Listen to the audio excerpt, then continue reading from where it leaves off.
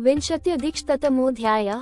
सात्यकी के शौर्यपूर्ण उद्गार तथा युधिष्ठिर द्वारा श्री कृष्ण के वचनों का अनुमोदन एवं पांडवों का पयोष्णी नदी के तट पर निवास। सात्यकी ने कहा, बलराम जी, ये समय बैठकर विलाप करने का नहीं है। अब आगे जो कुछ करना है उसी को हम सब लोग मिलकर करें। यद्यपि महाराज युधिष्ठिर हमसे कुछ नहीं कहते हैं तो भी हमें अब व्यर्थ समय न बिताकर कौरवों को उचित उत्तर देना चाहिए। इस संसार में जो लोग सनाथ हैं, जिनके बहुत से सहायक हैं, वे स्वयं कोई कार्य आरंभ नहीं करते हैं। उनके सभी कार्यों में वे सहायक एवं सुहृद ही सहयोगी होते हैं। जैसे ययाति के उद्धार कार्य में शिबी आदि उनके नातियों ने योगदान किया था। 2 बलराम जी, मैं जिनके कार्य उनके सहायक अपने ही विचार से प्रारंभ करते हैं, वे पुरुष श्रेष्ठ सनाथ माने जाते हैं। वे अनाथ की भांति कभी कष्ट में नहीं पड़ते। 3 आप दोनों भाई बलराम और श्री कृष्ण, मेरे सहित ये प्रद्युम्न और साम सब मौजूद हैं।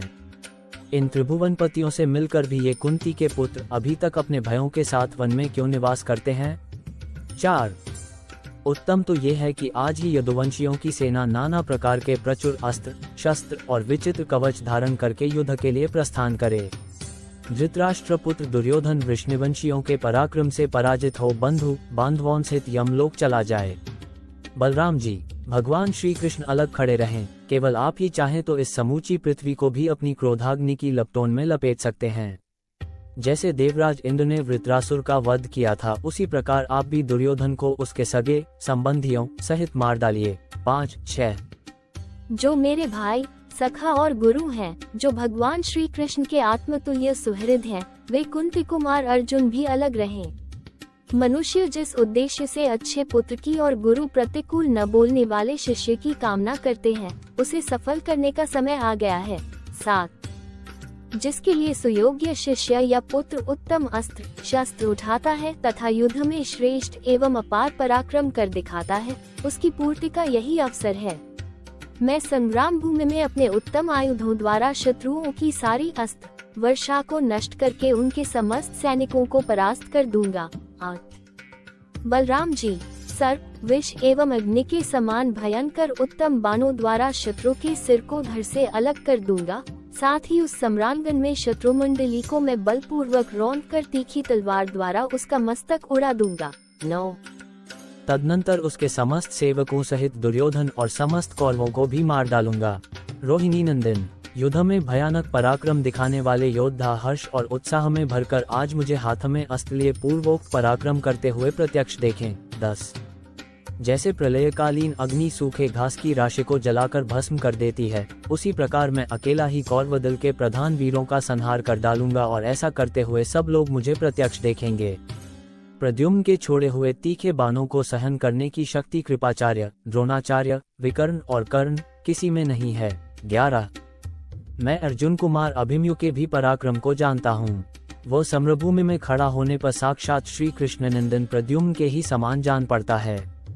वीरवर साम बलपूर्वक शत्रुसेना को मत कर अपनी दोनों भुजाओं से रथ और सारथी सहित दुशासन का दमन करें। 12 जाम्बवती नंदन साम रणभूमि में बड़े प्रचंड पराक्रमशाली बन जाते हैं।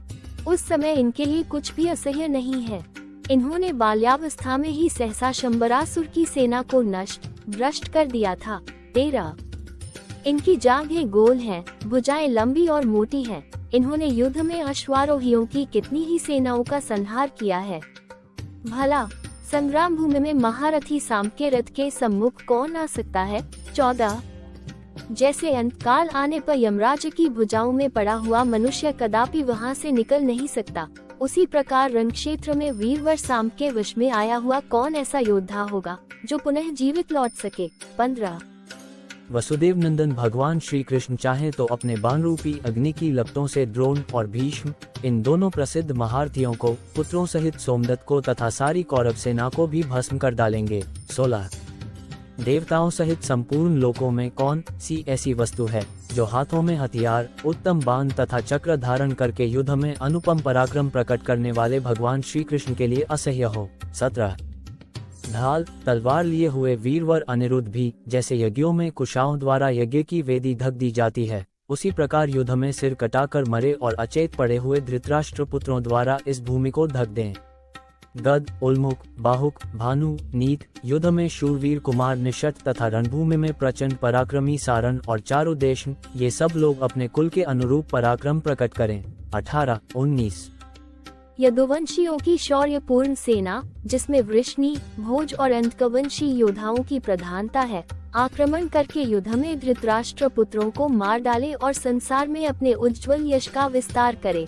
20 धर्मात्माओं में श्रेष्ठ महात्मा युधिष्ठिर जब तक अपने उस व्रत को, जिसे इन कुरुकुलभूषण ने जुए के समय प्रतिज्ञा पूर्वक स्वीकार किया था, पूर्ण न कर ले, तब तक अभिमन्यु इस पृथ्वी का शासन करे।